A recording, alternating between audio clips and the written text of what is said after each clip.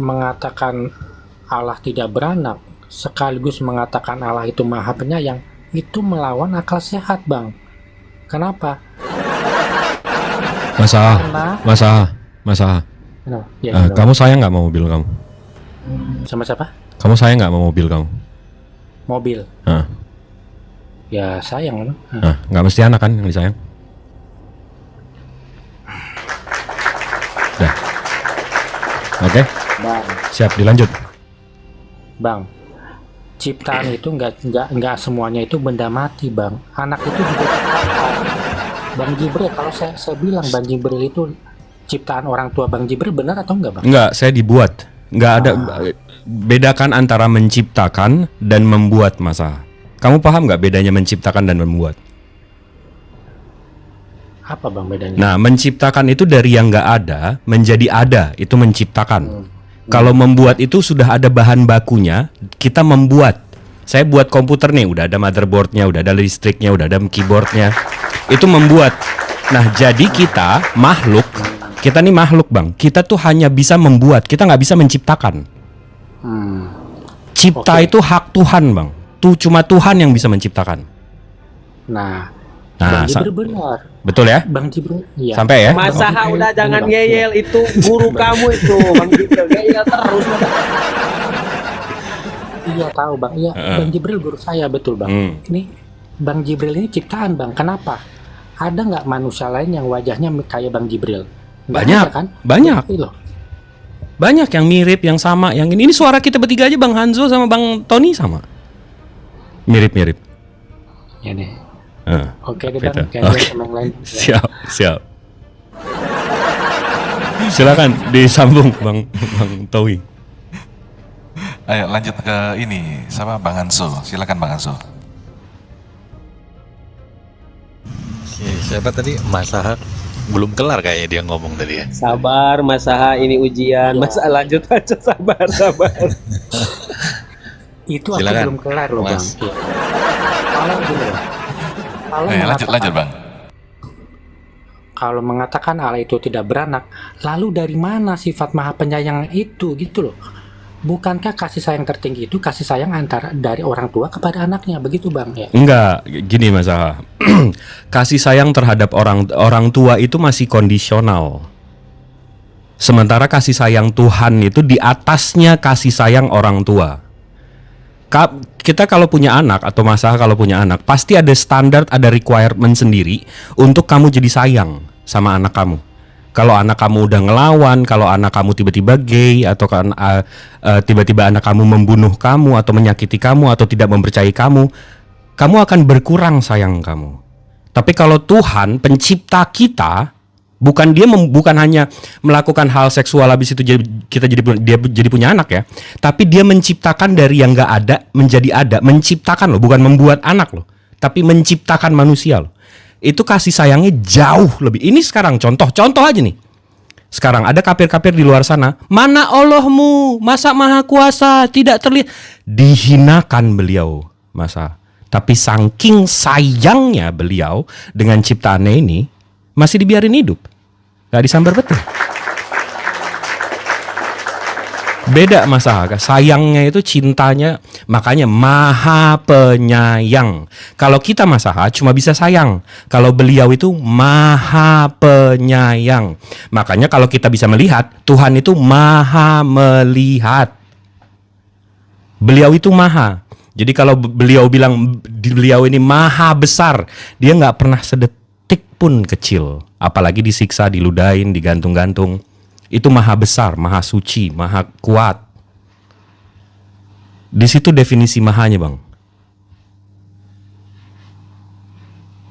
Oke, Bang, argumennya bagus. Gantian yang lain. Mantap. Disambung, Bang Towi sama Bang Hanzo. Lanjut Bang Hanso.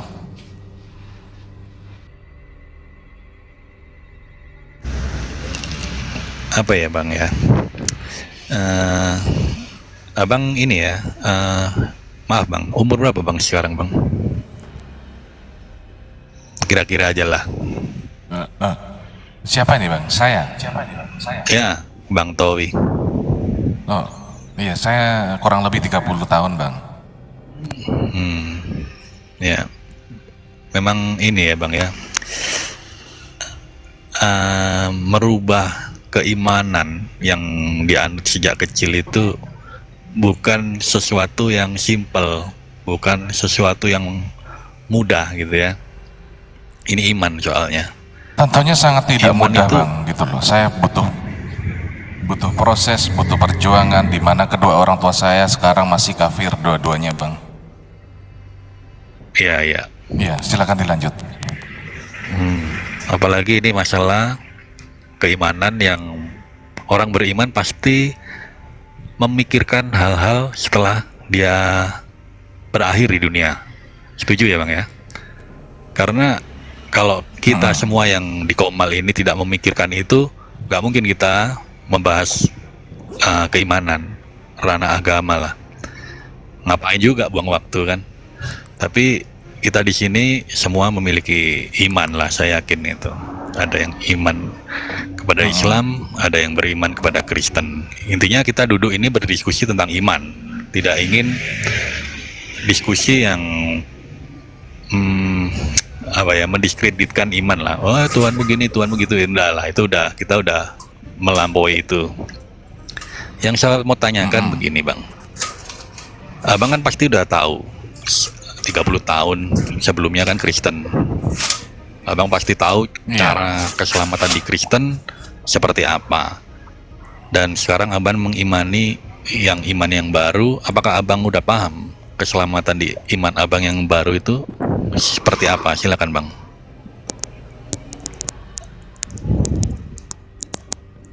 Iya, ini bertanya dalam konteks Islam berarti gitu ya, Bang? Iya kan Abang sebelumnya sudah paham nih Kristen udah lahir, keselamatan konsep Kristen tuh begini. Nah sekarang Abang berpindah dengan konsep iman yang baru dengan konsep keselamatan yang berbeda gitu loh. Nah saya tanyakan, apakah Abang sudah tahu di konsep agama Abang yang baru ini seperti apa menurut Abang konsep keselamatan di agama yang baru gini, Abang? Bang. Silakan. Gini ya, kalau saya menjelaskan secara dalil-dalil, saya tidak terlalu menguasai ya tentang enggak. Singkat aja. Kalau contoh, nggak usah ribet Bang. Saya nggak minta dalil. Karena saya tahu Abang baru juga kan. Oh iya. Kalau kita Kristen, apa konsep keselamatan? Beriman kepada Yesus sebagai juru selamat satu-satunya, mengerjakan keselamatan yang sudah diberikan secara cuma-cuma dan gratis itu bukan berarti kita boleh berbuat dosa seenaknya, tetapi kita harus mengusahakan keselamatan dengan takut dan gentar. Nah, itu secara singkatnya di konsep Kristen. Sekarang di Abang yang udah mengganti Di konsep itu is- Islam. Ya saya mau jawab. Seperti apa? Jadi di konsep di dalam Islam yang saya pahami adalah gini. Jadi ketika kita mau dosa kita diampuni, maka kita diajarkan untuk bertaubat, Bang. Gitu. Satu itu ya, untuk tentang apa namanya konsep tentang apa ya, kalau kita dosa itu kan intinya bertaubat gitulah ya, gambarnya seperti itu. Lalu kemudian sebagai umat muslim itu punya syariat-syariat yang harus dijalankan, Bang. Perintah-perintah seperti sholat, berpuasa, ya kan. Contoh dalam rukun Islam itu yang pertama adalah bersyahadat, ya kan. Yang kedua sholat, yang ketiga itu berpuasa, yang keempat itu zakat, lalu yang kelima itu haji bila mampu. Itu yang saya ketahui, Bang. Siap, Masya Allah. Izin Ikhwan Pila di sini karena noise saya tetap monitor, cuman saya nggak banyak ngomong. Dan Ko Muhammad Lo bisa menambahkan, Ko antum juga kan mualaf, cuman antum udah agak lama gitu. Ketika nanti Bang Tony karena memang masih baru, bila agak kesusahan mungkin bisa dibantu sama Ko Muhammad Lo yang mualafnya udah agak lama, dan nanti Abang Da Jibril juga bisa menyempurnakan itu ya sebagai penyempurna. Lanjut Ko Muhammad Lo, barangkali mau ditambahkan, silakan. Iya. Suara saya bagus Iya, ya, lanjut, Bang. Allah ya. Iya, aman, Bang. Amin. Dengan keterbatasan suara karena masih flu dan batuk. Dalam Islam itu sebenarnya kita harus punya kunci atau miftah. Miftahus salamah fid dunya wal akhirah. Jadi kunci keselamatan dunia akhirat. Jadi kalau Islam itu tidak cuma dunia tapi akhirat. Dan konsep keselamatan ini panjang kalau kita jabarkan. Dalam artian ketika orang itu meninggoy misalnya dalam sebuah usaha untuk menghidupi keluarganya, itu merupakan keselamatan. Karena masih berjalan di jalan yang lurus, masih mencari rezeki yang halal. Nah, berbeda dengan konsep umum ketika meninggoy karena mencari nafkah yang halal, oh dia celaka gitu. Nah, makanya konsep dalam Islam salamah, selamat, salim dunia akhirat. Nah, kuncinya itu adalah syahadat. Syahadat plus kita berlaku takwa. Takwa ini kalau kita persingkat, pergampang, apa yang diperintahkan Allah jalankan. Semampu, semaksimal kita mampu menjalankan. Kalau ada yang nggak mampu, bisa masalah kondisional atau masalah waktu. Misalnya kayak naik haji, itu wajib kan. Karena kondisional boleh ditunda gitu. Terus yang kedua, selain menjalankan perintah Allah, itu menjauhi larangan Allah secara mutlak. Ini bedanya. Kok larangan itu mutlak? Kalau masih berkubang dalam larangan dan susah untuk meninggalkannya, maka meninggalkan perlahan-lahan. Bukan meninggalkan semampunya, berbeda. Perlahan-lahan itu beda. Seperti misal yang masih suka minum, mungkin nggak minum saat sholat kan gitu. Tapi yang jelas miftahnya atau kuncinya adalah syahadat. Nah, baru kita tuh beramal. Setelah itu, in ahsantum li anfusikum.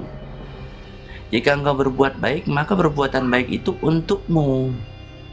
Wa in asatum falaha. Dan jika engkau berbuat jelek, buruk, fasik, itu juga untukmu. Artinya ada dosa pahala di sana.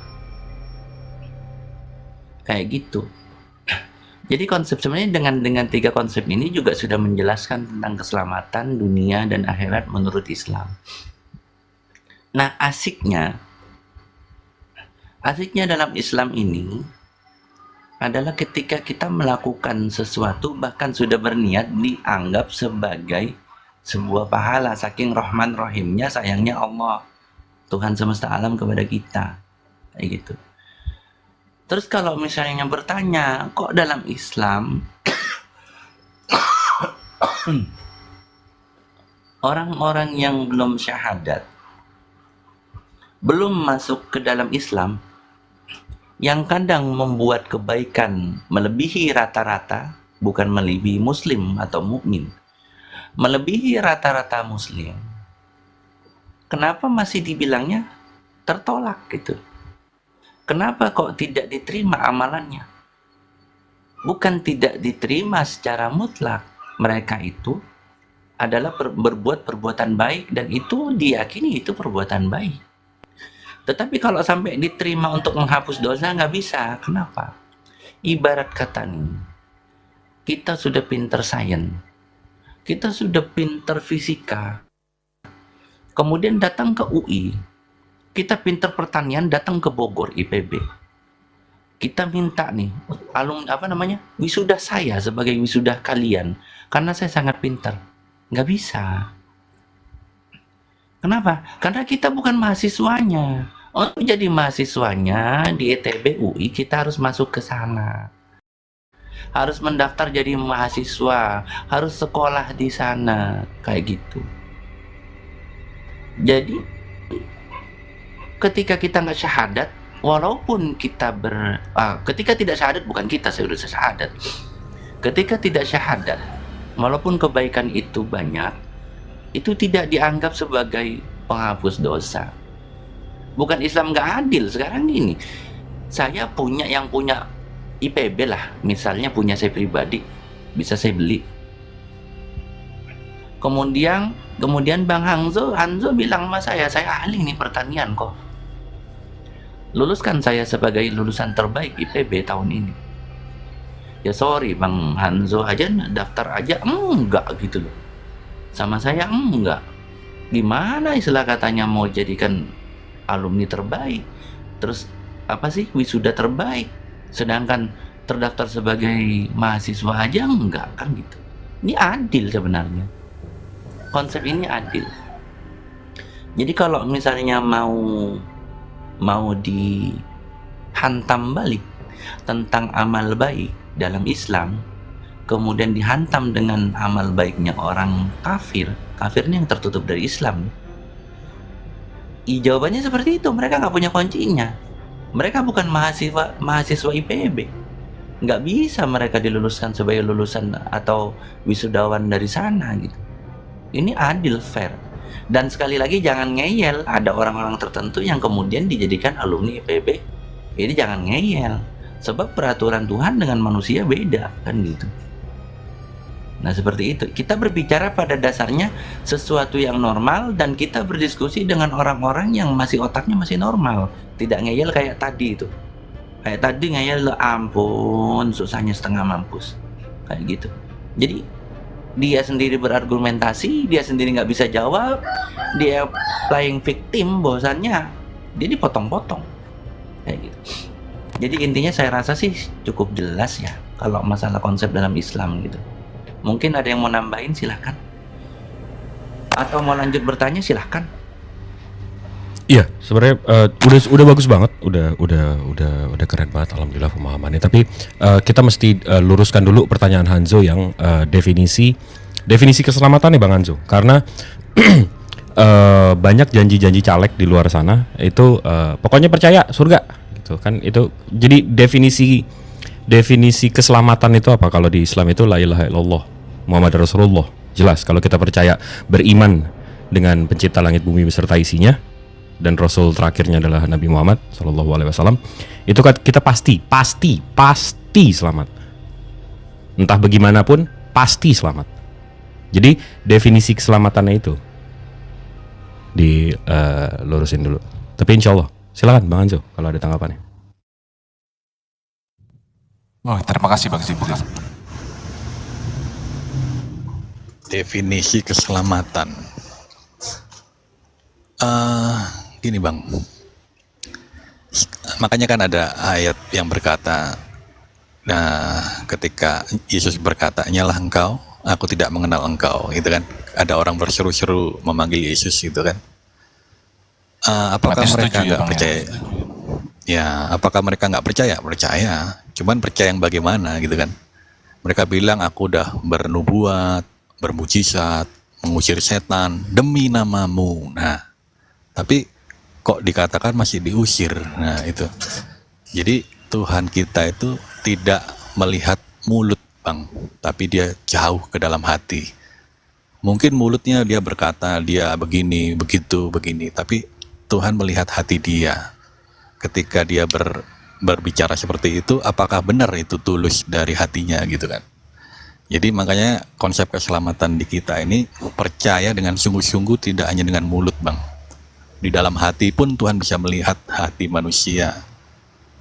Banyak di luar, tidak, makanya tidak semua orang Kristen saya berani bilang tidak selamat semua. Tidak ada percaya Yesus selamat, saya berani bilang enggak. Jadi percaya yang bagaimana dulu ini, gitu kan. Percaya yang sungguh-sungguh, sekalipun dia beragama lain, mungkin bukan Kristen di KTP ya, tapi dia beriman secara sungguh-sungguh dalam hatinya. Maaf. Banyak teman saya KTP-nya bukan Kristen, tapi dia beriman, dia percaya bahwa dalam hatinya dia meyakini bahwa Yesus adalah satu-satunya juru selamat yang akan menyelamatkan dia. Nah itu pun saya yakin dia selamat tanpa merubah identitas KTP gitu. Gitu Bang Jibril. Siap, tapi berarti tetap nggak dijawab ya Bang ya soal definisi keselamatan. Karena kalau abang udah bisa mendefinisikan soal keselamatan, kita tinggal artiin, kita tinggal lihat siapa yang menjamin keselamatan itu. Apakah Tuhan atau yang dituhankan? Karena beda nih, kita mesti define, kita mesti pisahkan antara yang dituhankan sama bener-bener Tuhan, sama bener yang aku Tuhan. Kalau ada oknum yang mengaku Tuhan, minta disembah, itu dia mengaku Tuhan. Jadi either mungkin dia Tuhan atau bukan. Tapi kalau yang belum pernah bilang dia itu Tuhan, tapi dituhankan, nah berarti itu berhala. Kita mesti setuju di situ, Bang. Jadi yang memberikan jaminan keselamatan ini siapa? Yang dituhankan, berhala, atau Tuhan? Gitu. Gimana, Bang? Oke, jadi premisnya harus mengaku dulu ya, Bang Jibril ya. Kalau dia tidak mengaku berarti bukan. Gitu Iya, ya? kalau dia nggak ngaku Tuhan, tapi kita Tuhan kan sama seperti berhala, Bang. Apakah berhala pernah ngaku dia Tuhan? Betul nggak? Oke. Make sense nggak? Karena kalau nggak ngaku Tuhan dituhankan ya sama aja berhala, sama aja sapi, sama aja Buddha, sama aja Apollo, sama aja Mitra, sama aja Horus. Kita mesti bedakan nih antara yang dituhankan sama mengaku Tuhan. Karena kalau abang buka nih, saya buka nih. Bismillahirrahmanirrahim. Yang mengaku Tuhan dulu siapa, Bang Jibril? Nih, nah itu dia. Kalau di Islam itu ada At-Toha ayat 14. Saya buka ya. Di Taha 14. Itu bukannya Musa ya, Bang? Di sini. Tunggu, kalau di Al-Quran. Bukannya Musa itu. Itu Musa kan? Hah? Taha. Kisah Musa kan? Iya, itu kisah Musa Iya, kan? Nah, di sini itu kan dibilang Musa. sungguh aku ini bukan kutipan Musa, Nabi Musa bilang ini, Bang. Coba. Sungguh aku ini Allah, tidak ada Tuhan selain aku, maka sembahlah aku dan laksanakanlah sholat untuk mengingatku. Ini Allah mengaku dia Tuhan, namanya Allah, sembahlah aku. Nah, Ngomong sama siapa ini dia, Bang? sama Musa? Enggak, tunggu dulu. Nah, Ini Musa kita kan? Iya, tapi dia mengaku Tuhan, Bang. Poinnya dia mengaku Tuhan, enggak. Poinnya bukan dia ngaku sama siapa. Dia mengaku dia Tuhan. Nah, ini bisa kita lihat di Keluaran 20, Bang. Lalu Allah berbicara, inilah kata-katanya. Akulah Tuhan Allahmu yang membawa kamu keluar dari Mesir tempat kamu diperbudak. Jangan menyembah ilah-ilah lain, sembahlah aku saja. Karena banyak framingan, oh cuma iblis yang minta disembah. Nah ini Tuhannya kitab Keluaran minta disembah. Nah jadi maksud saya gini, Bang. Di mana Tuhan Abang melakukan hal yang sama atau mengatakan hal yang sama. Kalau enggak ya kita bisa asumsikan atau kita bisa pisahkan ya berarti dia bukan Tuhan tapi dia dituhankan sama seperti berhala-berhala lain. Silakan. Oke, kalau letter luck seperti itu Yesus nggak pernah. Tapi kalau intisarinya seperti itu ada banyak. Contoh, akulah yang awal dan yang akhir. Nah itu ucapan Yesus. Jadi Abang Akulah menuhankan jalan dia kebenaran. berdasarkan asumsi ya. Enggak, ini kan sesuai pertanyaan aja, bukan asumsi. Karena abang bertanya di mana. Iya, Abang yang seperti Abang mengintisarikan pesan-pesan dia. Artinya dia nggak pernah ngomong kayak gitu, tapi Abang mengintisarikan apa yang dia katakan gitu itu. kan. Ada. Akulah Alfa Omega itu kan. Akulah yang awal, akulah yang akhir ya kan. Beliau ini kan orang Aramaik ya, Bang ya. Alfa dan Omega kan alfabet Betul. Yunani, Bang. Karena kalau kita mau ke Yunani, Dewa Janus juga pernah bilang akulah Alfa dan Omega, Bang. Jadi beliau bukan. Ini, Bang. Nah itu makanya dia pernah nggak bilang akulah Tuhan. Karena kalau akulah Alfa dan Omega bukan berarti Tuhan. Akulah Tuhan. Karena sama seperti Keluaran 20 nomor 3, sama seperti At-Taha 14. Di mana dia bilang akulah Tuhan. Karena kalau dia, balik lagi, kalau dia nggak pernah bilang kayak gitu, berarti satu, dia berhala, dia nggak, dia dituhankan, bukan dia Tuhan, mengaku Tuhan. Atau kedua, ya berarti janji keselamatan abang bukan dari Tuhan, tapi yang abang tuhankan gitu loh. Korelasinya di situ. Ya, itu kan ada di ayat berapa yang mengatakan, kamu memanggil aku guru dan tuan, ya kan? Yohanes Terjemahan kata 13:13. Tuan dan Tuhan itu Yohanes 13:13 itu. artinya kan sebetulnya sama, artinya Lord kan. Kita pakai Inggrisnya Lord. Dan katamu itu tepat gitu. Kalau kita sekarang linguistik. Lord itu artinya penguasa. Penguasa itu bukan pencipta. Sementara yang kita mau definisikan di sini Tuhan itu pencipta, Bang. Bukan penguasa. Sama seperti penguasa itu kan dia hanya menguasai. Kalau saya beli tanah, saya jadi tuhan tanah. Saya beli rumah, saya sewakan, saya jadi penguasa rumah itu. Tapi bukan saya yang menciptakan tanahnya, saya menciptakan dunianya, tempat bernafas. Beda antara penguasa dengan Tuhan. Kita mesti bedakan itu dulu. Mungkin Yesus akan ada atau pernah jadi penguasa. Entah ya, saya nggak tahu. Mungkin karena yang saya lihat dari umur 30 aja dia masih tinggal di tempat ibunya.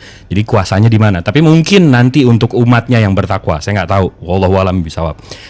Tapi tetap dia penguasa, bukan Tuhan. Jadi yang memberi jaminan keselamatan abang ini penguasa yang abang Tuhan kan?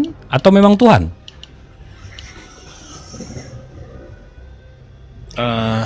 Ini ya. Jadi konsep ketuhanan kita ini kan basicnya gini, Bang. Manusia ini nggak akan bisa mendengar, melihat sang pencipta atau yang awam kita sebut Bapa, ya. Yesus berdoa kepada Bapa, ya kan? Dan Yesus berkata, Bapa ini yang nggak bisa kau jumpa, dia telah memberikan segala kuasa di langit dan di bumi itu kepadaku, gitu, Bang. Jadi kita diberikan kunci nih. Aku, ini kuncinya, Yesus ini kuncinya. Karena kalau nggak ada kunci, mustahil kamu sampai kepada Bapa. Simple sebenarnya, Bang. Paham, Bang? Semua nabi punya narasi yang sama, Bang. Nabi-nabi sebelum ini juga aku penyelamatmu, I'm your savior, kayak Nabi Yesaya. Dia savior juga. Habis itu di Islam juga nabi saya kalau nggak dengan Nabi Muhammad, saya nggak mengenal Allah. Kafir saya. Tersesat saya kalau nggak ada nabi saya. Nabi Muhammad itu jalan saya untuk mengenal Allah. Sama. Jadi yang abang gambarkan kuasa tadi, ya berarti bukan Tuhan ya. Saya kembalikan lagi, berarti bukan Tuhan ya. Tapi yang abang tuhankan ini, gitu ya. Arti Tuhan dan Tuhan itu kan betul. Lord itu penguasa kan.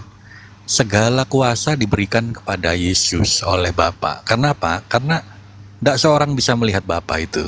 Oke. Tapi beda. Yesus berkata, kamu melihat aku, kamu melihat dia, gitu kan. Waduh, ada Ustadz saya di sini. Assalamualaikum Ustadz Tahta. Saya kadang-kadang takut sama Ustadz saya kalau tiba-tiba salah nanti. Waalaikumsalam warahmatullahi wabarakatuh. Gini kalau ada Ustadz Tahta, aja tahu Ustadz Tahta. Jadi, Bang Anzo, Yang takut saya kangen ini. Bang Anzo, biar saya luruskan ya. Lord atau penguasa. Lord itu conqueror atau dia bukan creator tapi owner. Jadi kalau saya yang punya rumah, saya yang membuat rumah nih, Bang. Saya membuat rumah, saya yang beli, kuasa ini semua di saya. Begitu abang nyewa, kuasanya saya kasih ke abang. Jadi abang itu penguasa rumah itu, betul. Tapi yang menciptakan dan yang punya owner, creator rumahnya siapa ya, Bang? Oke. Anda lah. Nah, tetap saya kan. Kuasa apapun abang, yang bayar listrik abang, yang bayar internet abang. Nanti kalau internet nggak dibayar yang dikejar abang, apa segala macam. Tapi saya punya hak untuk memutuskan internetnya, memutuskan listriknya. Pencipta, saya penciptanya, Bang. Saya lebih bagus dapat janji keselamatan dari penciptanya, Bang, daripada yang punya kontrak, Bang. Ntar ini diputus kontrak tapi gimana, Bang? Kita berantakan ntar semua. Saya lebih bagus nerima janji keselamatan tadi sama penciptanya, Bapaknya Yesus, daripada Yesusnya gitu loh. Yang saya asumsikan Tuhan, padahal Tuhan. Oke. Gitu. Oke. Baik. Yohanes 16 ayat 15. Ini Yesus mengklaim semua yang Bapa miliki adalah milikku juga. Nah, gimana tuh? Yesus mengklaim apa yang dimiliki Bapa itu punya dia, Bang. Aku Ini. tahu bakal lari ke situ nanti. Nah, ini. Jadi udah aku siapin Nah, ayat ini. tetap Bang. Tapi kita mau bawa kemanapun, kita mau arahin kemanapun, kita mau asumsikan kemanapun, kita mau eksergesiskan ayatnya seperti apapun, Nggak. apakah Ini dia bilang aku Tuhan sembah aku? Karena kalau nggak ada kata-kata itu, berarti dia dituhankan, Batal dia bukan Tuhan. Betul nggak? Berarti kalau saya mengklaim saya Tuhan bisa dong, karena saya udah mengucap akulah Tuhan. Oh sembah iya, aku. Berarti bisa, aku Tuhan bisa. dong. Firaun begitu Bang. Firaun begitu. No. Nah, gitu konsepnya, Firaun Bang. begitu Bang. Boleh, sah-sah aja. Itu makanya tadi balik lagi ke awal lagi Bang. Allah Maha Pengasih lagi Maha Penyayang. Gini, Bang Hanzo mau Bang ngaku Tuhan, Jibril. ngaku nanti kena. Gimana itu Bang? Gini, bukan hanya sekedar ucapan yang dibutuhkan untuk mengidentify dia ini Tuhan. Setuju nggak? Gimana? Bukan hanya omongan atau ucapan itu kita langsung menyimpulkan oh dia Tuhan. Oh enggak dong, Enggak, mesti kan? ada Tapi kita indikasi-indikasinya, kita betul. Yes, kita perlu Betul. bukti ya. Betul. Kita perlu bukti yang konkret gitu. Betul, setuju. Kira-kira tunjuk Bang, apa bukti konkret dari sembahan Abang? Al-Qur'an. Nanti saya jawab. Al-Qur'an. Enggak, bukti kok. No. Bukti konkret. Contoh, saya kasih contoh. Hah. Tuhan saya, Bang, Hah. berkuasa mengampuni dosa. Klaim. Tuhan saya. Klaim, itu klaim. Bukti konkretnya mana? No. Fakta. Ada banyak ayat. Bukti mengatakan- konkret Bang, bukti konkret. Abang nih yang minta gak bukti konkret Yes. nih, bukan saya nih. Ayo kita kunci di bukti Iya. konkret. Bukti konkret Tuhan Iya. Abang itu Tuhan di mana Bang? Dia membangunkan Bukti yang konkret udah Tuhan saya. yang udah mati. Itu kejadiannya 1800 1900 tahun yang lalu, nggak konkret. Saya nggak tahu, saya nggak bisa Iya. lihat, nggak kelihatan. Bukti konkretnya Tuhan Abang yang Tuhan itu mana? Kan tertulis Bang. Bukti itu harus tertulis kan, dicatat. Enggak dong, konkret. disejarahkan. Bisa saya lihat Loh, sekarang. Konkret. Abang yang ngeluarin kata-kata konkret nih. Konkret itu kan sudah pernah terjadi, ada saksi mata. Bukan, konkret dicatat. itu bisa dilihat sekarang Bang. Jelas, konkret, pasti. Ayat itu bisa dilihat gak? Sekarang saya bisa melihat ayat itu kan. Itu bukti konkret, nyata, tertulis. Ya, Faktanya ada. Doraemon juga tertulis Bang. Nggak bisa dijadiin itu sebuah hal konkret dong. Nggak gitu dong. Nggak gitu dong. Nggak asal tertulis habis itu bukti konkret dong. Sekarang ayo, saya suka nih Abang bawa nih. Buktikan Tuhan Abang itu bukti konkret. Gini. Itu Tuhan Abang bener. Ya, tadi kan udah aku jelaskan fakta sejarah itu kan bukan asumsi, itu ada. Fakta dan sejarah yang tercatat mana Bang? gitu loh. Fakta sejarah yang mana? Bentar. Waduh. Ke konkret-konkretan nih, saya suka nih. Ini Afwan ya, Bang Towi sama Bang Muhammad lo. Jadi saya agak Lanjut. Nggak Bang apa-apa, Dah. nggak apa-apa. Ustaz Silakan, Tata biar Gurunda. ngopi dulu, Tan. Nanti ada jatahnya Ustadz Tahta ini khusus. ya itu dia. Ini Pak Bonar juga, Pak Bonar ngopi dulu ya, Pak Bonar. Ya, lanjut. Assalamualaikum semuanya. Warahmatullahi wabarakatuh. Macet, Waalaikumsalam warahmatullahi wabarakatuh. Ambulans. Mana nih bukti konkretnya Yesus abad Pak 1. Hanzo, lanjut Pak Hanzo. Sorry, ada paket datang. Siap. Gimana Bang? Bukti Jadi- konkretnya Bang. Mantap nih. Iya, bukti konkretnya Bible kan sama nih kan. Abang tadi jawabnya Al-Quran. Nah, apa yang dikatakan Bible yang bukti benar konkret terjadi ini sekarang? dipaparkan, Mm-mm. Ya, Buya dan yang yang benar lain. terjadi. Saya mute dulu ya. Iya. Jadi silakan lanjut, nanti baru saya nimbrung lagi, minta waktu bentar, saya mute dulu. Iya kok. Bukti konkretnya apa? Apa yang Iya. dikatakan Yehosua Oke. di abad ke-1 terjadi sekarang? Silakan, Bang. Yang dikatakan abad ke-1 terjadi. Oke. Terjadi ya. Hmm. Akan banyak penyesat-penyesat itu datang dan mengaku sebagai Paulus Itulah juga ya. mengatakan hal yang sama. Bukti Apakah konkret. Paulus Tuhan, Bang? Kenapa? Paulus juga mengatakan hal yang sama. Orang-orang banyak dari Keyahudian juga mengatakan hal yang sama. Apakah mereka Tuhan semua? Iya, iya, kan Paulus terinspirasi pasti dari Yesus karena Yesus yang mengucapkan duluan kan. Ini, Ayo, sekarang ini, Abang, oke, saya udah oke. satu kan. Mm-mm. Silakan. Tapi ini nanti jadi nggak apple to apple nih, Bang. Tapi ya nggak apa-apa lah ya. Ini abang bisa buka di PubMed Central, nbci.nlm.nih.gov. Ini kalau saya drag nih, Bang. Ini situs resmi web pemerintah Amerika Serikat. Ya. Di sini dibahas human embryology and the Holy Quran, an overview. Ini dari pemerintah Amerika Serikat ya, Bang, ya, websitenya ya. Wah, ini dibahas semua, Bang. Dari embriologi, lalalala, kita bisa sampai hari Jumat minggu depan nih kita baca satu-satu. Tapi kita langsung ke conclusions-nya aja, Bang.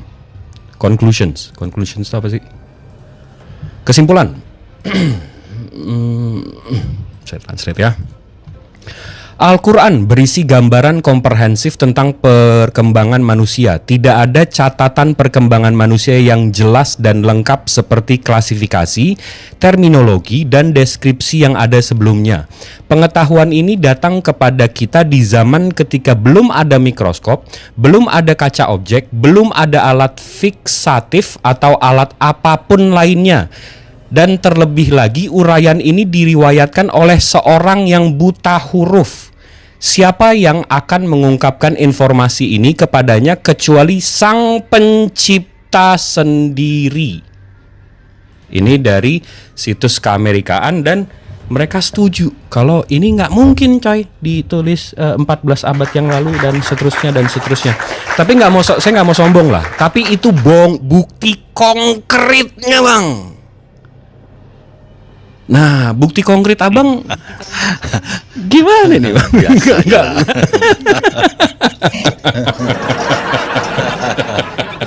Gimana nih, Bang? Bukti konkret. Sejak abang bilang bukti konkret Tuhan saya malah jadi semangat. Gimana, Bang? Bukti konkretnya, Bang? Oke, keren. Oke, saya akui lah. Gini.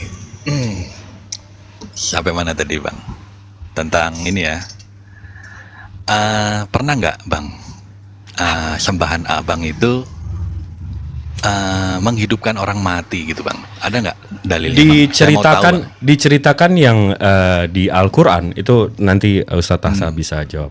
Diceritakan di Al-Quran sama seperti yang tadi. Ini bukti konkret nih, kitab suci bukti konkretnya udah benar, udah jelas nih. Yes. Di Al-Quran dibilang Allah itu bisa menghidupkan, membangkitkan, menghidupkan dan mematikan dan dihidupkan lagi, Bang. Surat berapa? Dan Maryam. Ustadz Tata ada disebutkan di situ apa? Aduh, surat berapa Tata? Ustadz? Surat Maryam kayaknya. Bukan. Kuntum amwatan fa ahyakum summa yumitukum summa yuhyikum ilaihi turja'un. Masyaallah. Itu kalau ayatnya itu Al-Baqarah 28, Yunus ayat 56, Al-A'raf 25, Al-Hijr ayat 23. Langsung bunyinya, Bang. Kalau pertama ya Al-Baqarah 28, Bismillahirrahmanirrahim. Kaifa takfuruna billah wa kuntum amwatan fa ahyakum summa yumitukum summa yuhyikum summa ilaihi turja'un. Bagaimana kamu ingkar kepada Allah padahal kamu tadinya mati, lalu Dia menghidupkan kamu, kemudian Dia mematikan kamu, lalu Dia menghidupkan kamu kembali, kemudian kepadanya kamu dikembalikan. Wa huwa yuhyi wa yumit wa ilaihi turja'un. Dialah yang menghidupkan dan mematikan dan hanya kepadanya kamu dikembalikan. Yunus 56. Surah Al-A'raf 25. qala fiha tahyuna fiha wa tamutuna wa minha tukhrajun. Allah berfirman, di sana kamu dihidupkan dan di sana kamu mati. Jadi Allah semua yang menghidupkan itu, bahkan nanti yang mematikan ya Allah, yang menghidupkan lagi nanti di mahsyar membangkitkan ya Allah juga gitu. Itu banyak ayat-ayat seperti itu.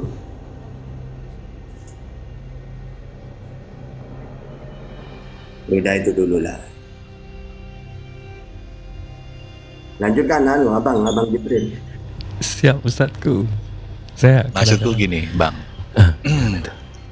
Setelah abad ke-7 kedatangan Baginda ini loh, ada nggak Rasulullah. orang yang mati dibangkitkan? Bang, Ada nggak cerita itu, Bang? di Al-Quran dijelaskan bahwa setelah ini nabi terakhir dan sudah cukup tanda-tandaku. Udah cukup Bang, kita cuma perlu mikir aja Bang, nggak perlu lah. Ini selalu orang nih, maaf nih Bang Hanzo ya, dengan segala hormat nih, maaf nih, mohon maaf nih Bang, tapi kafir-kafir ini Bang 3000 tahun yang lalu nggak berubah-berubah Bang. Mana Tuhanmu, mana Allahmu, katanya kuasa, saya nggak bisa lihat, nggak ini, nggak itu. Begitu udah ditunjukin juga tetap nggak percaya Bang. Ini saya tunjukin nih yang tadi soal embriologi dalam Al-Quran, abang tetap nggak percaya Bang. Hatta saya belah bulan ya Bang, saya belah matahari sekarang, abang nggak bakalan percaya juga. Memang kafir-kafir ini yang selalu begini Bang. Mereka akan mau Tuhannya terlihat, Tuhannya menebus dosanya seperti dewa-dewa. Tuhannya mesti bisa dibikin berhala, mesti terlihat, kuasanya pernah ada di dunia ini walaupun nggak pernah dilihat. Yang penting ya pokoknya dia Tuhan gitu, berhala. Ya berhala itu tadi yang dituhankan. Ya Bang ya, insyaallah ya Bang. Insyaallah. Ya, dia WhatsAppan. Enggak. Ini lihat data. Oke, wih, tunjukin dong.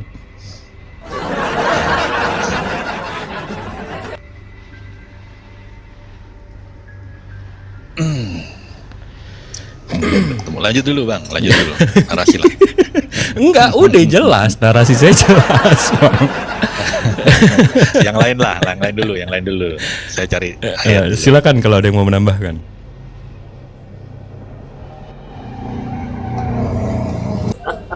Ya, nanti kalau kita tiba-tiba kajian tentang manuskrip Al-Quran, carbon datingnya tahun 610 dan seterusnya malah pada live nih, pada kosong nih. Hanzo malah ini flight mode nih, malah settingan pesawat nih. Dia salah guru kayaknya ini Enggak, tapi mesti ini ada yang komen di bawah Allah Bang Hanzo ini menghujat Allah atau menghujat Nabi di room lain. Enggak.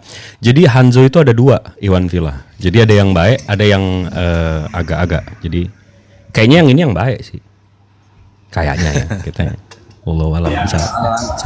Enggak lah. Enggak pernah bisa.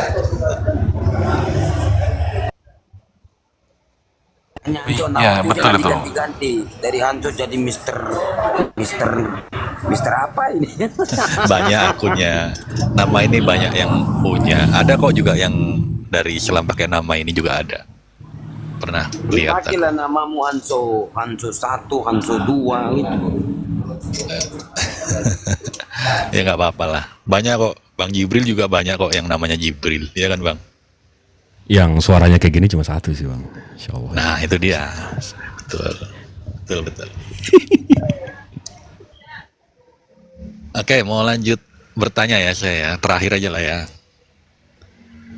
Coba Bang Jibril buka di. Kamu tanya si puasnya gitu loh.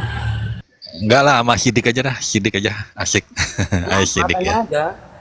Ya coba dibuka di Al-Ahzab 51 Bang.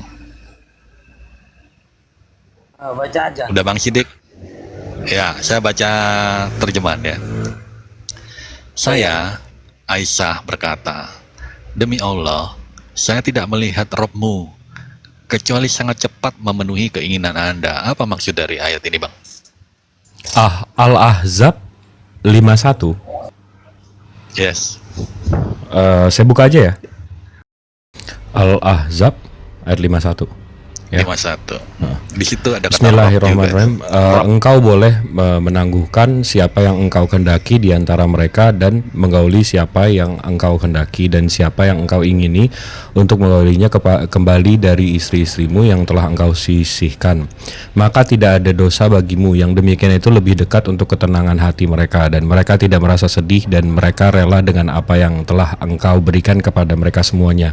Dan Allah mengetahui apa yang dalam hatimu, dan Allah Maha mengetahui, Maha penyantun. Narasi Aisyah Robmu apa tadi? Apa bang? Abang ngomong apa sih? Apa itu yang abang baca dari WhatsApp abang? Coba deh. Titipan pertanyaannya, coba bacanya yang bener bang. Enggak, ini aku buka di ilmu Islam. ilmuislam.id bang. Saya cuma baca nih. Nah, maksudnya ayat itu apa gitu loh. Itu kan Aisyah enggak. Ya berarti Ya, ayatnya nggak bilang gitu ya. Berarti memang ada tafsiran Ya, atau coba. ada ini itunya ya. Nah, saya sebenarnya udah tahu tuh soal madu itu sebenarnya. Tapi Ustaz Tahta, silakan Ustaz Tahta. Saya kalau Al-Quran nggak mondok bang, jadi agak ngeri kalau narasi ntar. Kalau ayat ini masalah gilir ya. Jadi Allah tuh kalau baca itu, karena kalau nggak baca tafsirannya, dikira menggauli siapa gitu. Padahal di sini masalah gilir, Rasulullah itu diberi ibaratkan kemudahan gitu ya. Di sini kan gini, kamu boleh menangguhkan dengan terus juga dapat dibaca turji dengan memakai huruf ya pada akhirnya sebagai ganti dari hamzah. Artinya menangguhkan siapa yang kamu kehendaki di antara mereka. Mereka di sini yaitu istri-istrimu. Yang itu dari gilirannya, ya masalah gilir sini. Terus gak ada yang kamu katakan wah Nabi Muhammad itu kata Siti Aisyah cepat ya, Allah apa. Nah itu di ayat lain ya, bukan di ayat ini. Maksudnya apa? Nabi Muhammad kan seorang nabi. Jadi semua gerak-gerik nabi itu tidak akan lepas dari Allah. Ya, pasti nanti turun wahyu gitu loh. Sama dengan Nabi ketika bulan Ramadan dia sholat malam. Akhirnya sahabat ikut semua gitu, ikut sholat. Besoknya Nabi tidak mau sholat sunnah itu. Akhirnya sahabat menunggu. Terus kata Rasulullah, kalian tadi malam nunggu saya ya? Iya ya Rasulullah, kami kira engkau mau sholat lagi. Iya sebenarnya saya mau sholat setiap hari. Karena kalian ikut terus takutnya nanti turun wahyu. Ya turun wahyu lalu Allah wajibkan. Kan nanti berat nanti. Makanya Siti Aisyah itu pernah mengatakan, apapun yang dilakukan Nabi itu Allah selalu ngerespon gitu. Nabi, makanya kata Nabi gini, kalian jangan banyak nanya sesuatu yang tidak manfaat. Takutnya Allah turun wahyu malah nanti memberatkan ke kalian. Ya contohnya ya, kalau mereka ikut sholat bersama Nabi, ya padahal kan sholat sunnah Nabi. Nah nanti takutnya turun wahyu malah diwajibkan gitu. Jadi apa ya, seorang Nabi itu memang seperti itu. Turunnya wahyu itu sesuai yang Nabi lakukan gitu loh. Nah, atau Nabi mau ditanya, maka seorang Nabi kan tidak boleh menjawab sesuatu dari dirinya, maka turun wahyu. Cepat ngerespon ayat Allah itu gitu loh maksudnya ya. Yang Bang Hanzo tadi sampaikan Siti Aisyah mengatakan bahwa Allah cepat merespon Nabi Muhammad itu secara umum apapun itu. Bahkan kadang-kadang ada orang mau bertanya belum nyampe ke rumahnya wahyu turun duluan. Yas'alunaka anil mahillah, yas'alunaka anil anfal, yas'alunaka anzil kornain, yas'alu itu biasanya ada orang yang mau bertanya sebelum orang ini bertanya wahyu turun dulu. Seakan-akan gini, Muhammad akan ada yang bertanya, jawabannya seperti ini. Nah gitu, Allah cepat merespon gitu loh. Ya gitu maksudnya ayat itu, bukan ayat ini Hanzo. Ya. Lanjut. Tapi Ustadz, saya ingat nih, ada hadis memang yang selalu penista-penista agama di luar sana membawa. Mungkin Bang Hanzo tadi udah mengutip, saya ingat ini. Aisyah berkata, ya Muhammad, Robmu selalu memperlancar atau apa sih kalimatnya? Pokoknya kurang lebih kayak gitu. Itu Bang Hanzo, itu karena ada banyak perempuan-perempuan yang menawarkan dirinya untuk diperistri oleh Rasulullah. Betul nggak kasusnya itu Bang Hanzo? Iya, terus nanti masih turun wahyu gitu loh. Jadi banyak perempuan menawarkan, ya Rasul peristri aku. Nah, habis itu Aisyah sebagai istrinya itu cemburu. Itu Bang, sama seperti waktu Fatimah membaca Al-Quran, istrinya Ali ya, Ustaz. Kalau Fatimah membaca ayat Al-Quran tentang istri boleh lebih dari 2, lebih dari 1, itu dia bacanya pelan-pelan. Takut Ali itu sama waktu itu Ali sadar begitu istrinya ini baca soal ayat itu selalu kok suaranya kecil. Ali bilang, ya Ummu Habibah, ya istriku, enggak, saya nggak mau ini. Jadi itu ada anekdotal yang soal cemburu kayak gitu Bang, bukan Abang Hanzo nih sombong bener mentang-mentang Tuhannya keluar lewat selangkangan, mikirinnya selangkangan mulu, capek gue. Itu Bang Jibril gini loh. Iya. Itu gini loh ya, kan Siti Aisyah cemburu. Tapi tiba-tiba turun wahyu. Dan Allah, ya pasti kan membenarkan Rasulullah gitu loh. Akhirnya Siti Aisyah, wah Allah cepat merespon kayak gitu loh. Padahal kan Siti Aisyah cemburu gitu. Iya, cemburu. Tapi turun ayat malah Allah membenarkan Rasulullah. Sedangkan Aisyah namanya cemburu. Nah itu kan turun wahyu, ibaratkan gitu. Gitu. Allah cepat merespon, nah gitu. Padahal ayat itu bukan hanya itu saja. Allah itu apapun yang terjadi ke Rasulullah itu nanti maksudnya cepat merespon itu langsung turun wahyu nanti. Gitu loh. Untuk memecahkan masalah ini gitu loh. Nah gitu hadis itu sebenarnya.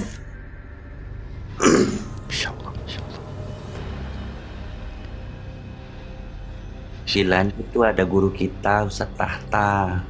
Sebenarnya beliau seorang juga sudah mampu insya Allah menjawab 100 pertanyaan insya Allah. Makanya saya kadang-kadang malu kalau lagi narasi tiba-tiba ada Ustadz Tahta, ada Ustadz Wafi, langsung kayak aduh nanti salah ngomong. Mending seperti itu. Saya lagi bahas sama Bang Dalbo dengan Oten yang ngeyel gitu, pakai perumpamaan lah akhirnya pakai perumpamaan pembuatan sempak tetapi disalahgunakan, ditambahin rendah. Begitu Ustadz Tahta naik, kabur Otennya. Gimana cerita saya belum selesai. Saya bilang, ya Allah Ustadz Tahta, antum kenapa naik sampai begitu saya. Jadi kalau Ustadz Tahta naik nih, kita nih sudah tinggal lihat saja gitu, tinggal sodakta gitu aja dah. Berubah dari like gitu. Berubah dari kalau kita ini debat ya, tapi begitu kalau Ustadz Tahta naik, wah langsung kajian, bukan debat lagi. Hujahnya mereka habis, bahkan alibi mereka itu, bahkan ayat-ayat mereka itu ditentang dengan ayat-ayat kitab mereka sendiri gitu. Dan Ustadz Tahta ini hafal bener lah, beliau untuk hafal tafsir aja, untuk bisa tafsir aja 15 ilmu ngetat ya yang harus dipelajari. Ada balago, ada nahwu sorof, ada bahasa Arab. Lah sekarang cuman untuk ngafalin satu Bible itu mah enteng buat beliau.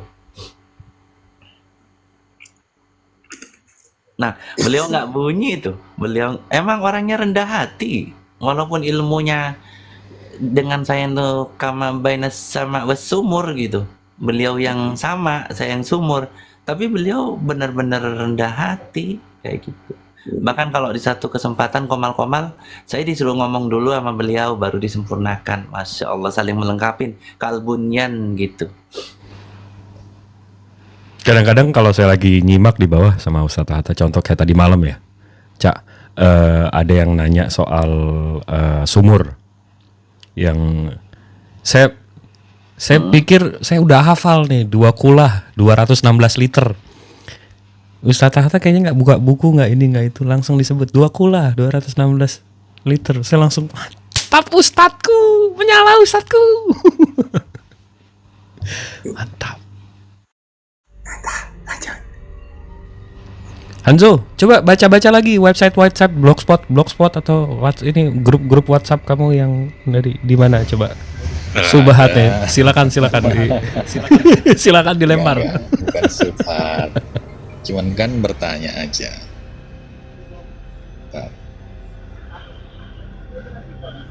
Nah, saya nanya ini loh, Bang Ustadz Tahta. Perbedaannya apa ini Ustadz? Dalam ini kan jujur ya, ini pertanyaan rumit sebelah ya. Cuman belum ada yang bisa menerangkan gitu loh. Ini saya comot dari koma sebelah. Ya, lipatan kaki. Di sini lipatan kaki sujud antara dua ruku di antara dua sujud ya. Silakan Ustaz. Nah, ini fikih nih, ya. Bagian fikih nih Bang Hanzo. Ini kita yang nyembah Tuhan nih, yang begini yang pertanyaannya, pertanyaan fikih. Ini kalau masih nyembah makhluk susah paham ya, tapi kita coba ya. Silakan Ustaz. Apanya yang ditanyakan? Lipatan kaki itu Ustaz, kadang kan ada yang satu dilurusin, satu ditiban sama kaki kanan, habis itu ada yang dua-duanya tuh ke samping. Itu mazhab kalau nggak salah Ustaz. Tahiyat ya. Ya. Coba diperbesar dulu.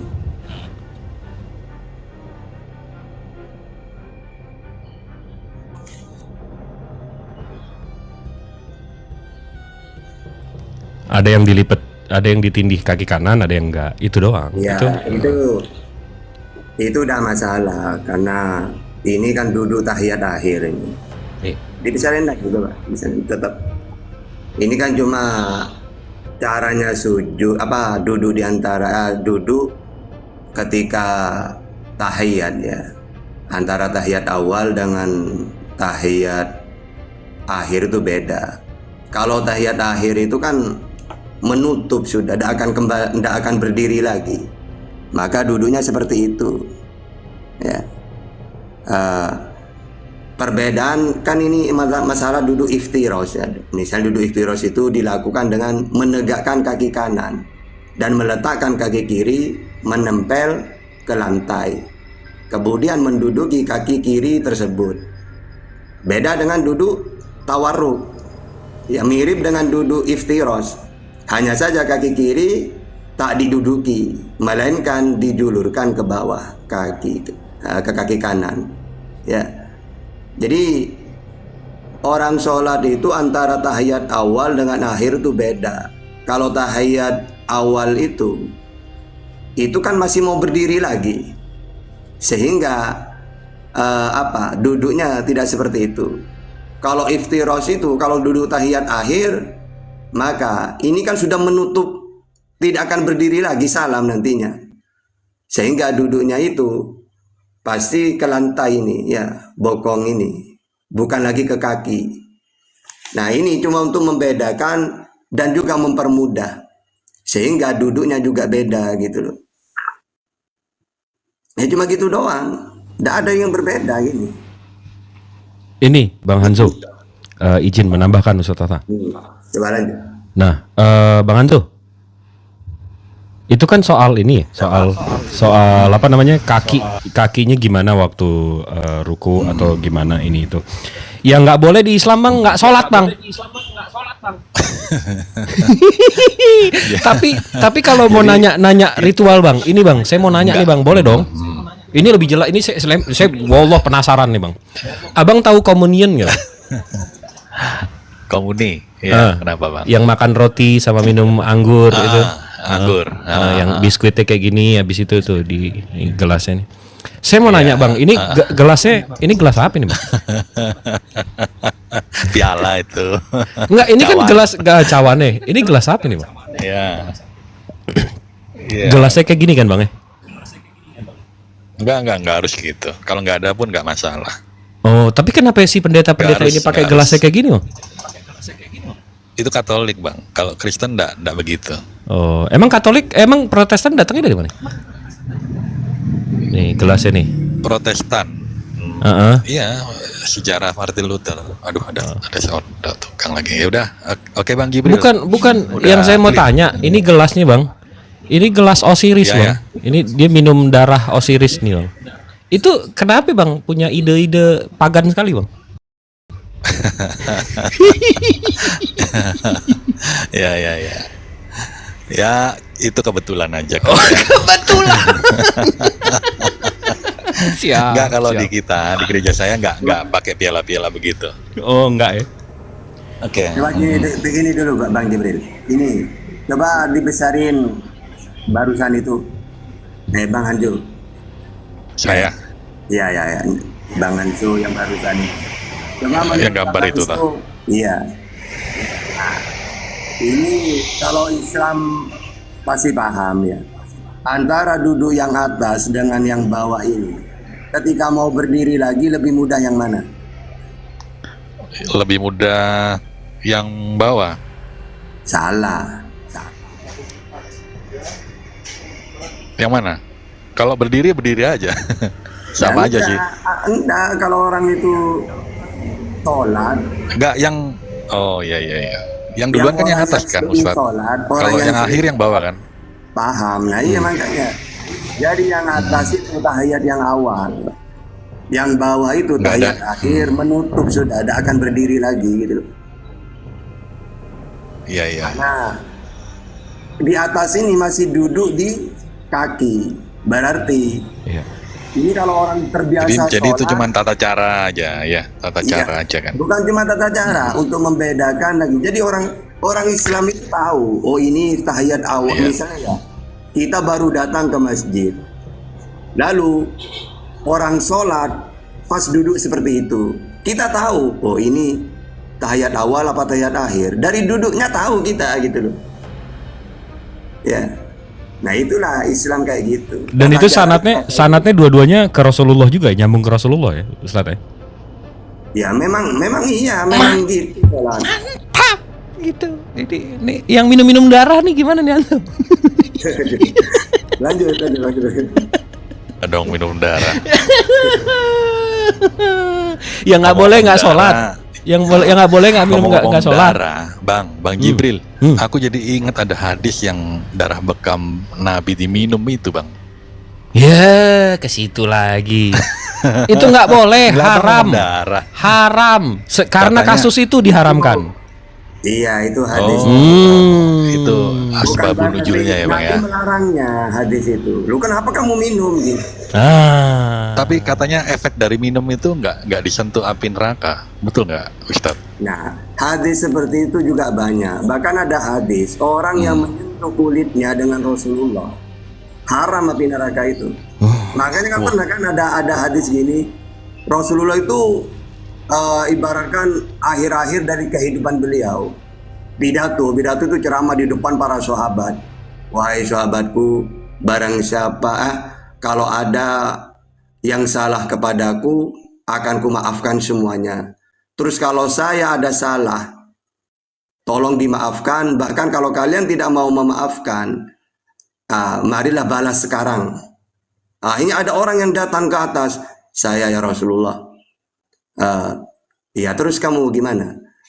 Engkau ya Rasulullah pernah salah ke saya. Terus gimana? Ya saya mau balas ya Rasulullah. Ya sudah, salahku gimana? Engkau pernah mendorongku waktu pertama. Diminta kisah ya, diminta kisah ya. Iya. Ya terus kamu mau gimana? Saya mau balas ya Rasulullah. Ya sudah, silakan balas.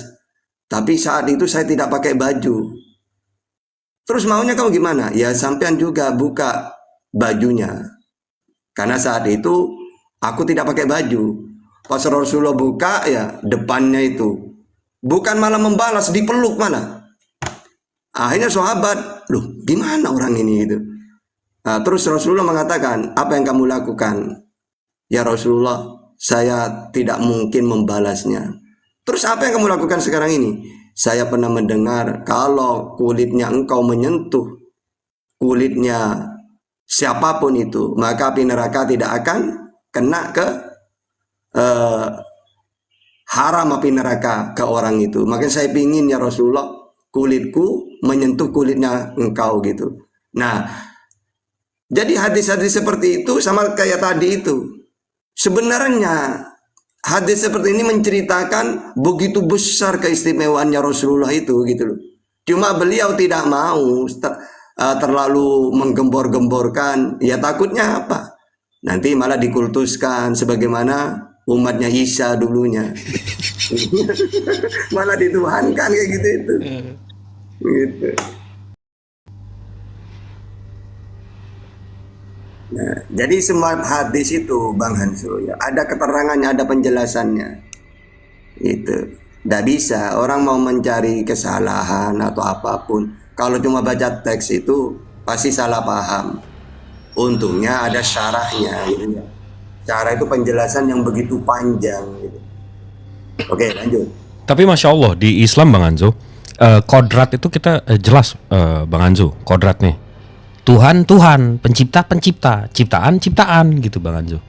Bukan Tuhan yang ke manusia-manusiaan atau manusia yang ke Tuhan-Tuhanan. Itu transgender Bang. Jadi kodratnya laki-laki Bang. Kalau mau dipakein rok, mau dipakein makeup, mau dipotong, mau ini, mau itu, tetap laki-laki Bang kodratnya. Kodratnya memang udah laki-laki gitu. Sama Tuhan. Nggak bisa mau kayak gimana juga tetap aja Tuhan pencipta gitu loh, nggak bukan Tuhan transgender gitu loh, Tuhan yang bisa ke orang-orangan. Kodratnya jelas Bang. Jadi itu tadi balik lagi soal ke darah Rasulullah habis itu. Iya, beliau memang orang terpilih gitu, a chosen one. Al-Mustafa, Ar-Rijalu Al-Mustafa minallah.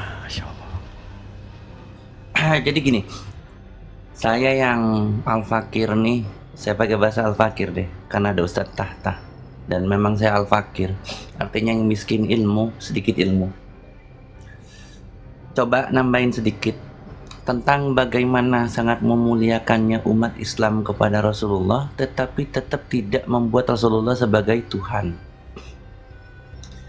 Jadi gini, kita nih umat Islam, terutama para sahabat yang hidup pada zaman Rasulullah, musibah yang terbesar buat mereka bukan hilangnya nyawa mereka, bukannya terpotongnya anggota tubuh mereka, bukannya mereka harus terluka karena menjadi tameng buat badan Rasulullah di dalam kital. Kital itu perang. Tetapi musibah terbesar bagi mereka adalah ketika Rasulullah itu Allah angkat, Allah wafatkan. Kenapa? Karena mereka sudah tidak bisa bertemu lagi dengan Rasulullah. Ketika ada Rasulullah, mereka tenang bersama Rasulullah. Mereka bisa bertanya apapun. Tapi ketika Rasulullah nggak ada, mereka sudah nggak ada. Bahkan Al-Kisah, Bilal, sang muazin Rasulullah itu, ketika azan lagi, ketika Rasulullah wafat, beliau nggak mau azan. Beliau mau azan ketika cucunda Hasan Husain itu merayu Bilal untuk azan. Nah, ketika sampai kepada asyhadu alla ilaha illallah, azan terhenti. Seluruh yang mendengar itu nangis gitu, teringat Rasulullah. Tetapi teman-temanku, kalian yang di bawah maupun di atas yang bukan muslim, bahwasannya secinta-cintanya kami ini kepada Rasulullah, secinta-cintanya sahabat kepada Rasulullah, jadi kami tidak pernah menuhankan Rasulullah, nggak pernah. Tapi kami memang hidup kami itu ngikutin Rasulullah. Semua yang Rasulullah lakukan, kami lakukan. Dan semua sudah melalui kajian.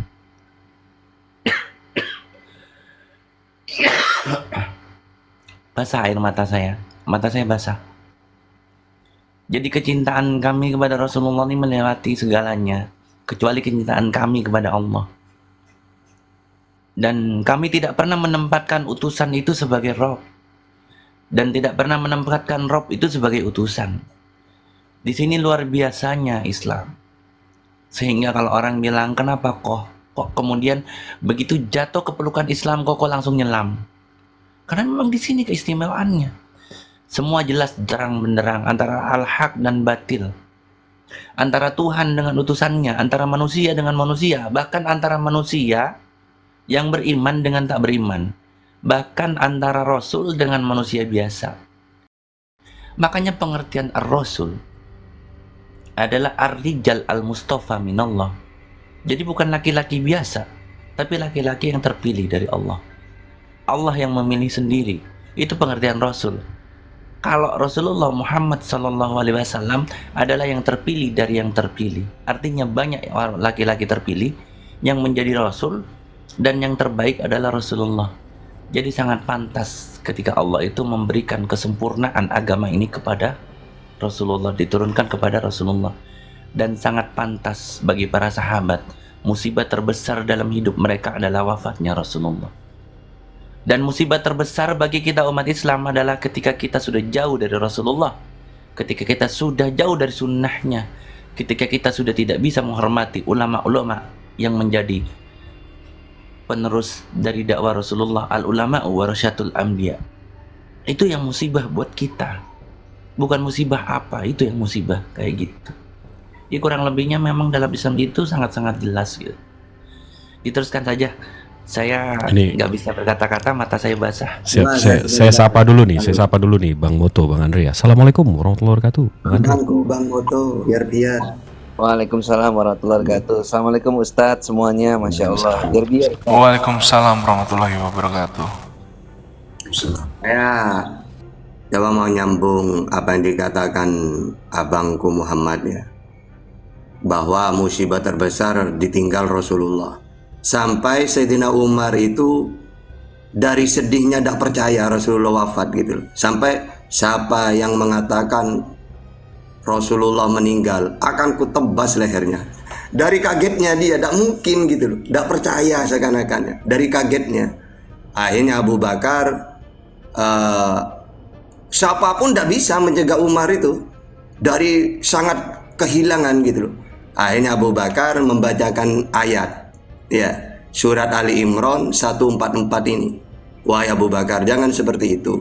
Kamu lupa ya dengan ayat ini. Wa ma Muhammadun illa rasul qad khalat min qablihir rusul afa immata aw qutilan qalabatum ala aqabikum. Nah, di sini gini, Muhammad itu tidak lain hanyalah seorang rasul. Sungguh telah berlalu sebelumnya beberapa rasul. Maksudnya apa? Rasul itu kalau sudah selesai tugasnya ya wafat.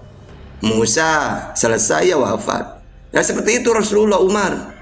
Wong ada ayatnya sudah. Akhirnya Umar, iya ya, saya tidak mengira, lupa ke ayat itu, bahwa sebesar apapun cintanya kita ke Rasulullah, dia cuma seorang Rasul yang sudah berlalu seperti Rasul-Rasul lainnya. Kalau tugasnya selesai, ya sudah, wafat. Cuma alhamdulillah untuk umat Islam itu ditinggal Rasulullah itu al-yauma akmaltu lakum dinakum wa atmamtu alaikum nikmati wa raditu lakumul Islam madina. Kita ditinggal Rasulullah dalam keadaan sempurna agama ini. Makanya pernah Rasulullah itu gini ke sahabat, wahai sahabatku, kalau aku hidup selamanya itu baik untuk kamu. Bahkan andaikan aku wafat sekarang, itu juga baik untuk kamu. Akhirnya sahabat penasaran, ya Rasulullah, kalau engkau masih hidup, ya memang manfaat untuk kami senang. Tapi ketika engkau wafat kok manfaat juga kepada kami, gimana maksudnya? Maksudnya kalau aku masih hidup kan enak, ada masalah apa-apa kalian bertanya kepadaku. Terus kalau dan kita masih bisa ya kajian-kajian ilmu, punya masalah bertanya kepada aku. Tapi ketika aku wafat pun tetap baik untuk kamu. Maksudnya apa? Saat itu aku dekat kepada Allah. Ketika aku melihat engkau berdosa, langsung aku minta maafkan ke Allah. Ya Allah, itu umatku, gitu. Nah, kan luar biasa kan ya. Rasulullah tidak pernah lupa ke kita itu. Rasulullah hidup, bahagia para sahabat. Ketika Rasulullah wafat pun kata Rasulullah, manfaat besar masih. Jangan dianggap Rasulullah wafat putus, sudah enggak. Justru kata Rasulullah, justru kalau aku wafat, aku lebih dekat kepada Allah. Ketika melihat engkau berbuat salah, aku langsung bacakan istighfar untuk kalian.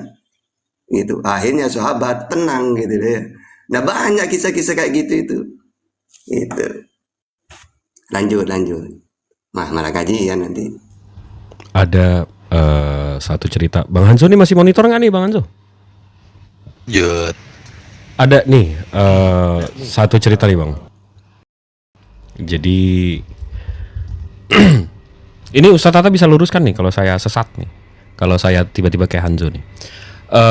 Ada narasi di mana di periwayatan di mana Rasulullah sebelum meninggal,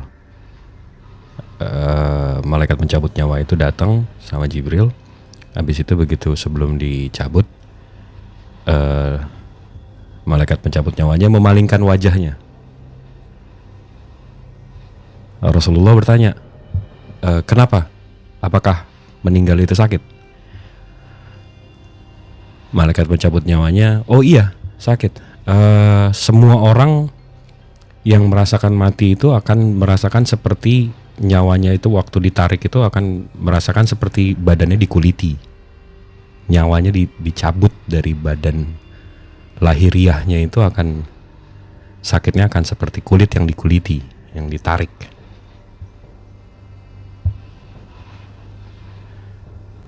Dan tebak, Rasulullah saking sayangnya sama kita, sama umatnya, Rasulullah bertanya, apakah semua orang, apakah umatku akan merasakan hal yang sama? Malaikat pencabut nyawanya bilang, semua yang hidup akan merasakan hal yang sama. Tapi nggak usah khawatir ya Rasulullah, aku akan menariknya dengan cepat, jadi kau tidak sempat merasakannya.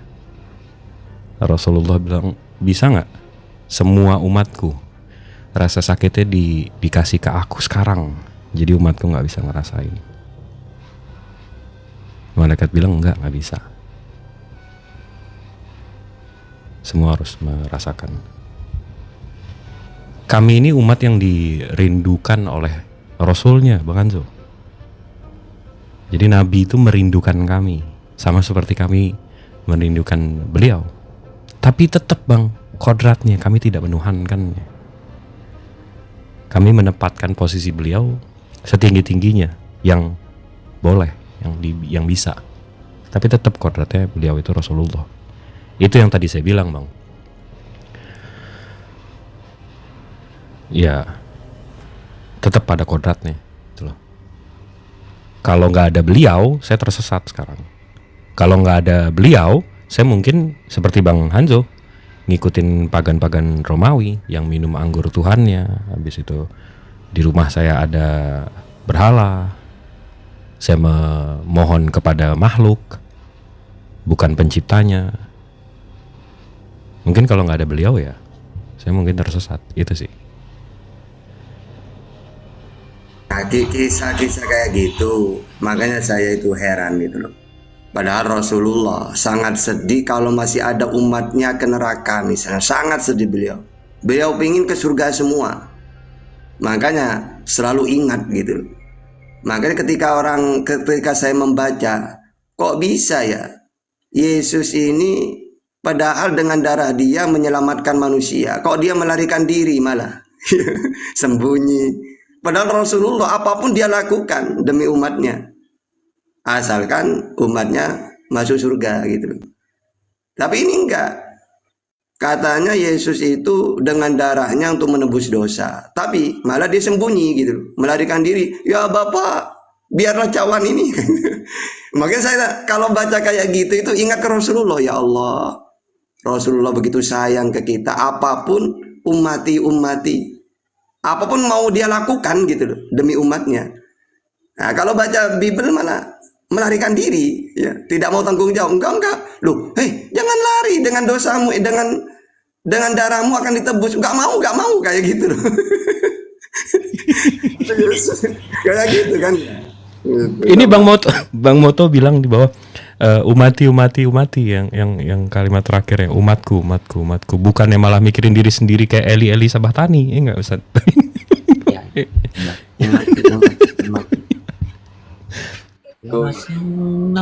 Ya Habiballah. Rasulullah tuh keren tuh mikirin umatku, bukan Eli lama sabahtani. Mikir gitu. Ini kita bahas Rasulullah itu, dada saya nggak berhenti sesak, mata saya nggak berhenti basah. Ini Bang Muhammad, saya selalu kadang-kadang kalau kita lagi debat-debat ya, ini saya langsung ke realita aja. Kadang-kadang kita debat-debat kayak gini atau lagi diskusi, terus tiba-tiba ada kafir-kafir di luar sana yang coba mancing emosi saya, dan saya tuh kepancing, masih kadang-kadang tuh kepancing, masih dengan emosi, dengan itu saya kadang-kadang berpikir setelah saya emosi dan begitu saya sadar saya emosi, itu saya langsung berpikir, ini kalau Nabi Muhammad ngelihat saya atau ngelihat umatnya seperti ini, dia bangga atau kecewa ya? Saya takut itu aja sih, takutnya. Ya sama orang tua aja saya takut ngecewain orang tua, apalagi sama beliau gitu loh. Kadang-kadang berpikirnya, kalau dia lihat tadi gue emosi kayak gitu, jangan sampai dia kecewa. Makanya kadang-kadang kalau diskusi-diskusi kayak gini mesti sabar. Kita mesti nunjukin kita tuh umatnya gitu loh, nggak. Kita bukan umat Romawi yang gantung-gantung Tuhan. Kita umatnya Nabi Muhammad yang datang ke sini untuk dengan sabar, dengan ini, dengan itu. Gini, teman-teman di luar Islam, kalau mau dipanggil oten nggak oke lah orang Kristen lah. Dan juga yang mungkin masih ateis gitu. Pernah nggak kalian semua itu melihat orang baca kitab sucinya sambil nangis? Kalau dalam Islam itu sering, bahkan saya sendiri itu sering nangis. Bahkan saya pernah itu tidak boleh mengimami sholat tarawih karena di isyaknya saya nangis, kayak gitu. Jadi seperti itu. Terus pernahkah kalian itu melihat orang berkisah tentang Rasulnya itu kemudian menangis? Kalau dari sini saja sudah kita bisa lihat bagaimana tentang Islam dan Rasulnya itu bisa menyentuh hati. Seperti itu. Kalau kita mau ngelihat secara umum saja ya, tentang kitab suci pula, pernahkah kalian menerima pernahkah kalian itu melihat umat-umat di luar sana yang hafal Al-Quran, hafal kitab sucinya, sedangkan umat Islam itu banyak yang hafal, termasuk anak saya itu adalah Hafizoh.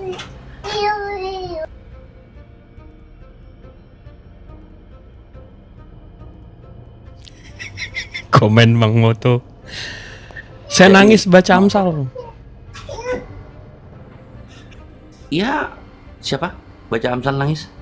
Ini Bang Ya, Bang Moto. saya nangis baca Amsal, baca Yeskiel, ya Allah, kok kitab suci kayak gini banget gitu.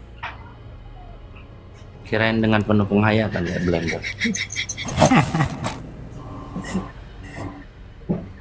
Blender langsung ngungkat itu semalam.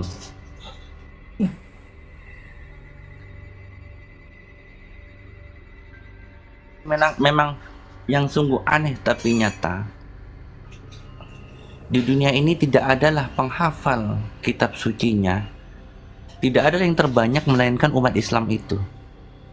Bahkan anak saya itu menghafal dengan mudah gitu. Yang dulu saya pikir itu nggak ada kerjaannya orang Islam ngafalin itu gitu, ternyata nyaman gitu. Saya sendiri kalau ngafalin Ar-Rahman itu nyaman gitu.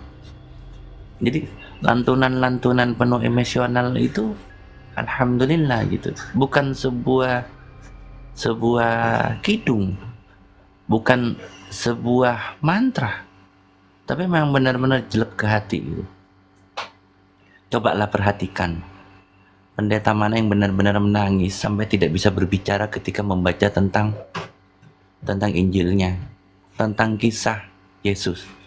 Terus pendeta mana yang hafal Injil itu seluruhnya, bahkan dari bahasa aslinya. Oke lah, mau Yunani kayak mau bahasa Ibrani kayak, saya rasa bingung. Tapi kalau kita umat Islam nih, bahasa Al-Qur'annya satu, bahasa induk yang merupakan bahasa keseharian dari nabinya, yaitu Nabi Muhammad, bahasa Arab. Dan kita tidak kesulitan untuk bisa berbahasa Arab. Paling dialek-dialek sedikit saja, kayak saya bilang ro mungkin agak cadel karena saya orang Chinese kayak gitu. Jadi memang sungguh aneh bagaimana anak kecil belum balik, belum usia dewasa, belum ngerti lawan jenis, tetapi dia bisa menghafal Al-Quran 30 juz. Sungguh satu keanehan.